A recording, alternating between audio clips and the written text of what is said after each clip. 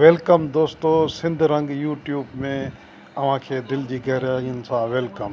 दोस्तों, चैनल के सब्सक्राइब कंदा।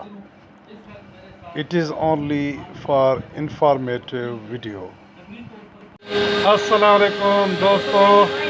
वालेकुम दोस्तों अॼु इत्तफ़ाक़ जेको आहे हिते पंहिंजो पंसार गोल्डन पंसार स्टोर मीरपुर माथेरो में लाला साईं सां जेको आहे मुलाक़ात थी वई आहे। लाला साईं माशाअल्लाह ख़ानदानी जेके आहिनि हकीम आहिनि ऐं उन्हनि जे हथ में अल्लाह ताला शिफ़ा रखी आहे।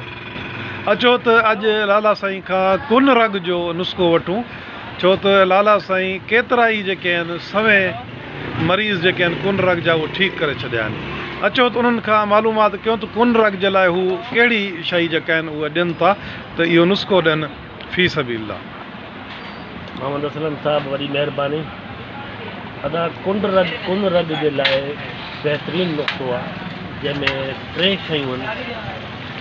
पहिरें नंबर ते आहे सुंढ शारक, मेथी दाणो यानी हुरबो, उहो शारक, हैग यानी हल्दी, इहे शारक इन खे पाउडर कयो, कपड़ छाण करे 1/2 चिमची सुबुह 1/2 चिमची शाम 1 महीनो इस्तेमालु कयो। इंशाअल्लाह ताला संदनि जो सूर, कुन रग, जिस्म में कहिड़े बि क़िस्म जो दर्द आहे ऐं शुगर खे बि फ़ाइदो कंदी आहे।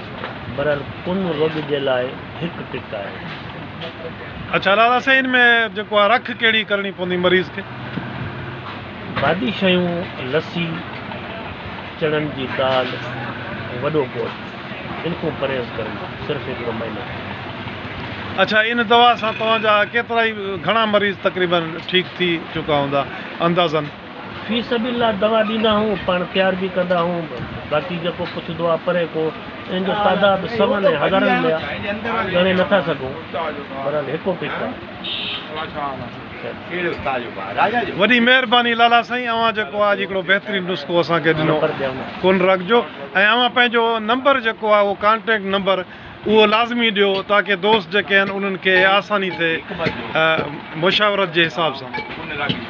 नंबर मां तमामु बिज़ी माण्हू आहियां, मुंहिंजो शागिर्द आहे तमामु प्यारो समारो फ़क़ीर नालो कमु करे थो, उहो बि फ़ी सबीलिल्लाह कमु करे थो। उनजो नंबर आहे मोबिलिंग में 4 में कोड आहे 45 45 643। अच्छा, 0304 में कोड आहे? हा, 45 45 643 4 में कोड आहे। वॾी महिरबानी लाला साईं। दोस्तो, अव्हां ॿुधो लाला साईं हिकिड़ो बहितरीनु नुस्ख़ो जेको आहे पाण खे ॾिनो आहे कुन रग जो, ऐं इहे जेके अज्ज़ा आहिनि इहे तमामु हर हंधि आसानी सां मिली सघनि था। ऐं उनखां बाद पंहिंजे शागिर्द जो उन्हनि कॉन्टेक्ट नंबर बि ॾिनो आहे, उन में बि अव्हां जेको आहे वधीक मुशावरत जेको आहे उहो करे सघो था।